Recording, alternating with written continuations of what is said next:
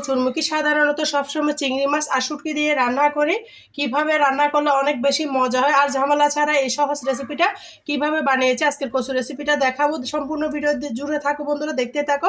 আসসালামু আলাইকুম বন্ধুরা, কেমন আছেন? আশা করি যে যেখানে আছো সবাই অনেক বেশি ভালো আছে, আলহামদুলিল্লাহ আমিও ভালো আছি। কচুরমুখীগুলোকে আমি অফিস কিনে কিন্তু ছিলে ধুয়ে একেবারে নিয়ে এসেছি। কচুরমুখীগুলো কাটতে একটু সময় লাগে, তাই তোমাদের সাথে শেয়ার করলাম না। কাটাটা সবাই পারে, চামচ দিয়ে উঠিয়ে নিলে কিন্তু কচুরমুখী কাটা হয়ে যায় খুবই সহজ, ইজিতে।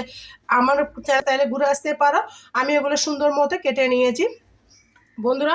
এই পর্যায়ে আমি কিচেনে চলে যাব আর এই কচুরমুখীটা রান্না করব। মূলত আমি আজকে মুসুরের ডাল দিয়ে আজকের এই কচুরমুখীর সহজ রেসিপিটা শেয়ার করব। আশা করি তোমাদের অনেক বেশি ভালো লাগতেছে। ভালো লাগলে লাইক কমেন্ট শেয়ার করতে ভুলো না। আমি রান্নার প্রসেসে চলে যাব, সেই জন্য আমি এখানে আমি একটা পাতিল বসিয়ে দিয়েছি। পাতিলটা গরম হয়ে গিয়েছে, দিয়ে দেবো এখানে আমি রান্নার রেগুলার সয়াবিন তেল। কচু কিন্তু অনেক মজা লাগে আমার কাছে, কচুরমুখী অনেক ভালো লাগে খেতে।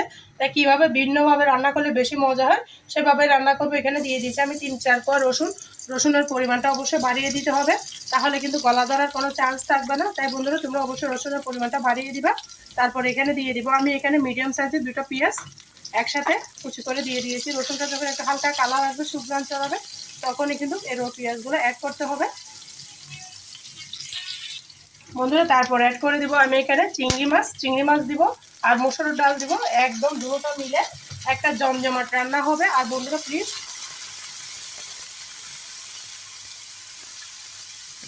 সুন্দর মতো আমি তেলের মধ্যে ভেজে নিব।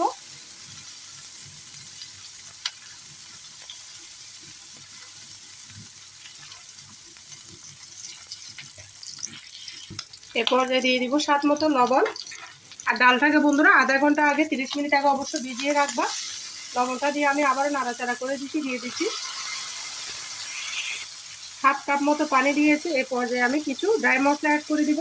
দিয়ে দিচ্ছি এখানে আমি হলুদের গুঁড়া দিয়ে দিয়েছি লাল মরিচের গুঁড়া।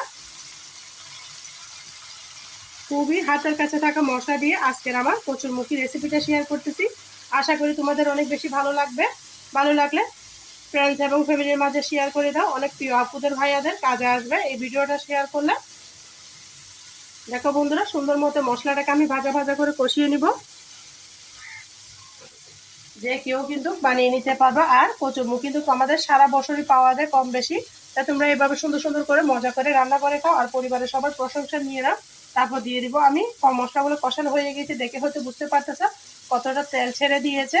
একদম ভালো করে মশলাটা কষিয়ে নিব। পাতিল থেকে ছেড়ে ছেড়ে আসতেছে, তোমরা দেখে হয়তো বুঝতেই পারতেছ। আমি দিয়ে দিব ধুয়ে রাখা কচুরমুখীগুলো। দিয়ে সুন্দর মতো এখানে আমি 1/2 কেজি কচুরমুখীর জন্য 2 মুঠো মসুরের ডাল দিয়েছি। দিয়ে সুন্দর মতো মিশিয়ে দিচ্ছি, দেখতে পারতেছ। আর বন্ধুরা কচুরমুখীর মধ্যে অবশ্যই গরম পানি দিতে হবে, না হলে কিন্তু গলাটা ধরার চান্স থাকে। দিয়ে ভালো করে নেড়ে চেড়ে কষিয়ে নিচ্ছি। এই পর্যায়ে আমি ঢাকনা দিয়ে দেখে দিব, ফিরে আসতেছি 2-3 মিনিট পরে। দেখো বন্ধুরা, ফিরে এলাম 2-3 মিনিট পরে। আবারও নাড়াচাড়া করে দিচ্ছি।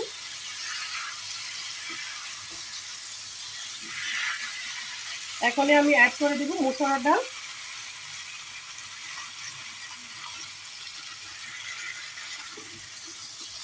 এইভাবে মসুরের ডাল দিয়ে কচুরমুখী রান্না করে দেখবা বন্ধুরা, খেতে কিন্তু অসাধারণ লাগে।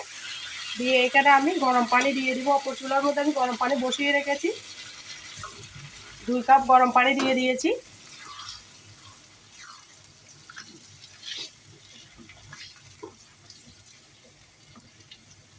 দিয়ে আমি ঢাকনা দিয়ে ঢেকে দিচ্ছি। দেখো বন্ধুরা, প্রায় 2-3 মিনিট পর আমি ফিরে এলাম। পানিটা কমে গিয়েছে, হয়তো দেখে বুঝতে পারতেছো কালারটা কতটা সুন্দর এসেছে। তোমরা দেখে হয়তো বুঝতে পারতেছো। দিয়ে দিব এখানে আমি 3-4টা কাঁচামরিচ ফালি করে। কাঁচামরিচটা দিলে কালারটা খুবই সুন্দর আসে। দিয়ে আমি আবারও ঢাকনা দিয়ে ঢেকে দিচ্ছি। দেখো বন্ধুরা, পানিটা একদম চুষে নিয়েছে, দেখতে পারতেছো। এইভাবে কষিয়ে রান্না করবা, যে কোনো রেসিপি খেতে ভীষণ ভালো হয়। যত বেশি কষাবে তত রান্নার স্বাদ কিন্তু দ্বিগুণ বেড়ে যায়। এ পর্যায়ে আমি এখানে অ্যাড করে দিব গরম পানি। ফুটন্ত গরম পানি দিবা। আমার ডালটা দেখতে পারতেছে এখনও ভালো করে সিদ্ধ হয় নাই, তাই আমি পানিটা বেশি করে দিয়েছি। দিয়ে আবারও ঢাকনা দিয়ে ঢেকে দিব আমি। রান্নার শেষে একটা মশলা দিব। এখন কিন্তু আমার রান্না শেষ হয় নাই, যে মশলাটা দিব সেটা দিয়ে কিন্তু রান্নার অতিরিক্ত মজা বেড়ে যাবে, যেটা খেলে সবাই তোমার প্রশংসা করবে। আবারও ঢাকনা দিয়ে ঢেকে দিচ্ছি। দেখো বন্ধুরা, আমার ডালগুলো প্রায় সিদ্ধ হয়ে গিয়েছে। প্রায় আমি 10 মিনিট পরে ফিরে এলাম, ডাল দিয়েছি সেজন্য একটু সময় লাগতেছে। এই পর্যায়ে আমি এখানে একটা মশলা অ্যাড করে দিব, যেটা দিয়ে কিন্তু স্বাদ বেড়ে যাবে দ্বিগুণ। দিয়ে দিচ্ছি আমি এখানে কালা জিরার গুঁড়া। এটা দিলে কচুরমুখির স্বাদটা অসাধারণ লাগবে খেতে। আমার কচুটা কিন্তু রান্না হয়ে গিয়েছে, দেখে হয়তো বুঝতে পারতেছ। ডালটা সিদ্ধ হয়ে গিয়েছে, কচুটা হয়ে গিয়েছে। চুলাটা আমি বন্ধ করে দিলাম। চিংড়ি মাছ আর কচুরমুখী ডালটা থাকার কারণে কচুরমুখী অনেক পানি টেনে নেয়, ডালটাও পানি টেনে নিবে, তাই আমি আর পানিটা শুকালাম না। আর কচুটা আমার সিদ্ধ হয়ে গেছে, দেখে হয়তো বুঝতে পারতেছ কেমন হয়েছে আমার কচুরমুখী চিংড়ি মাছের ডাল দিয়ে রান্না। অবশ্যই ছোট একটা কমেন্টসে জানাবা। আর তোমরা যারা আমার সাথে এতক্ষণ পর্যন্ত ভিডিও জুড়ে আছে সবাইকে অসংখ্য ধন্যবাদ। সবাই ভালো থাকবে, সুস্থ থাকবে, আমার জন্য আমার পরিবারের জন্য দোয়া করবে। আমার কথার মাঝে কোনো ভুল টুটি হলে আমার দৃষ্টিতে দেখো। আল্লাহ হাফেজ। আসসালামু আলাইকুম রহমতুল্লাহি ওয়া বারাকাতুহু।